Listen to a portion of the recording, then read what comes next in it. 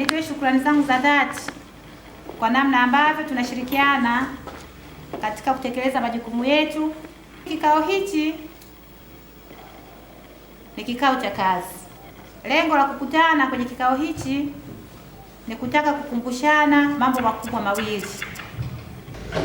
Wananchi wengi wana imani na serikali, lakini imani ile ni sisi ndio tunaoijenga kwa wananchi wale. Na katika mambo ambayo nimejifunza ambayo ni kero kwa wananchi, nimebaini yako mambo 13 ambayo aidha tunayasababisha kwa kujua au kwa kutokujua sisi kama watumishi wa umma. Jambo la kwanza ambalo nimelibaini ni utoaji wa huduma katika ofisi zetu. Wako baadhi yetu hawana muda wa kuwasikiliza wananchi. Muda mwingine mtu anapata mteja ofisini kwake anakuwa busy na kuchati. Yaani mtu amekuja na stress ofisini kwako, anaondoka na stress zaidi ya ile aliyokuja nayo. Changamoto za ndoa na mirathi zimekuwa ni kero sana kwa wananchi. Kwa hiyo kitu nilichokibaini ni kwamba wananchi wetu hawana elimu ya kutosha juu ya masuala haya ya ndoa na mirathi.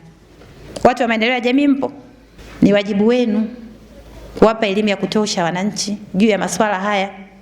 Lakini jambo lingine ni kutokupata haki kwenye mambo ya kisheria. Kesi hazisikilizwi kwa wakati, hawazimalizi kwa wakati, na hii nataka niwaelekeze watu wa TAKUKURU na watu wa kitengo cha sheria. Mtafute forum, mtoe elimu. Natamani wilaya yetu hii ya Monduli tuwe watu wa haki. Lakini jambo jingine, wananchi wengi wanalalamikia masuala ya mipaka, upatikanaji wa hati, uvamizi wa maeneo kwa kuyafanya mashamba, vijiji kutokuwa na mipango mibora ya matumizi ya ardhi. Mtu ambaye hatawajibika kwenye wilaya yetu ya Monduli hatutomtaka. Lakini sababu nyingine ya kero ni upatikanaji wa mitaji na uwezeshaji wa wananchi. Inavyoonekana wananchi wengi hawana taarifa juu ya 10% zinazotolewa na halmashauri, kwa maana ya 442, kwamba zile 4% ni kwa ajili ya wanawake, 4% kwa ajili ya vijana na 2% kwa ajili ya watu wenye mahitaji maalum. Tufanye kazi kama timu. Wananchi wengi hawajui taratibu za ufanyaji wa shughuli zao. Na mkumbuke wananchi wanaamini unapokuwa kiongozi, wewe ndio unaye majibu ya kila kitu. Wananchi wasipohakikishiwa usalama wao pamoja na mali zao, hii ni kero. Wanaishi tu kwa hofu. Kama kijiji na uongozi pale mpo kimya, mnaona ni jambo la kawaida tu. Ile ni kero kwa wananchi. Kwa hiyo sisi kama watendaji tunapaswa kuhakikishia wananchi usalama wao. Yapo maeneo wananchi wametoa michango yao kwa ajili ya kutekeleza miradi mbalimbali. Fedha zinaletwa na serikali kwa ajili ya kutekeleza miradi. Lengo la kuleta miradi ile ni kutatua changamoto zinazowakabili. Kwa hiyo sisi kama watendaji tunao wajibu wa kuhakikisha kwamba tunasimamia miradi ya serikali na inakamilika kwa wakati.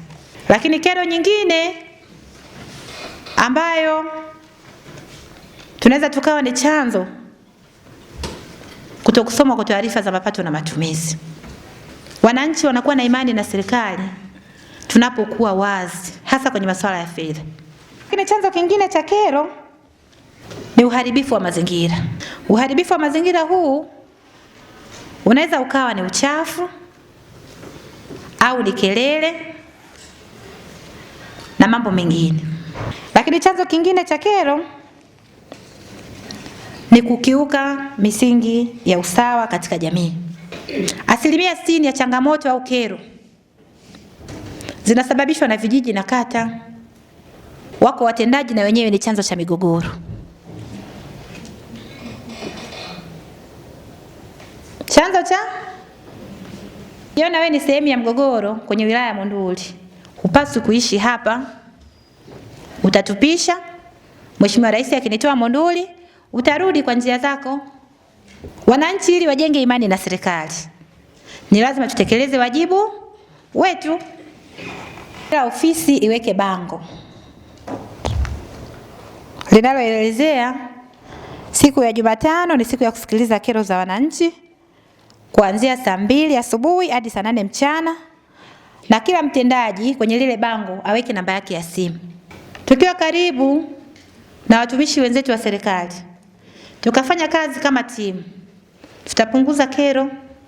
Watu wa polisi na maendeleo ya jamii, mnapaswa kuendelea kutoa elimu ya masuala ya ndoa na mirathi kwa wananchi ili kupunguza migogoro kupitia vyombo vya habari. Niwapitishe tu kidogo haraka kwenye baadhi ya maeneo ambayo yamekuwa ni maeneo ambayo ni kama konki au yamekithiri kwenye halmashauri yetu. Na kwa sababu hapa kuna watendaji wa vijiji, lazima tuelewane. Eneo mojawapo ni eneo la kuuza maeneo ya vijiji, aidha maeneo ya malisho au maeneo mengine ya wazi bila kufuata utaratibu. Utaratibu unakuta halmashauri wajumbe wachache wanaandaa muktasari wa uongo, wanaupitisha na wanasema wanakijiji wamelizia kwenye mkutano mkuu wa kijiji, kumbe ni uongo. Ubadhirifu, ndugu zangu watendaji. Bahati nzuri tumepata neema kwenye halmashauri yetu ya kupata fedha nyingi sana za maliasili. Kwa ukikuta kule watu wanaandaa muktasari ya uongo kuja kutoa fedha. Makosa aina hiyo yapo mengi. Tena makosa yanayoongoza kwenye halmashauri hii ni kuomba posho za uongo. Ukikumbwa sasa na hiyo kadhia, TAKUKURU tukikufikia, adhabu yake inaweza kuwa miaka 20 ama 30.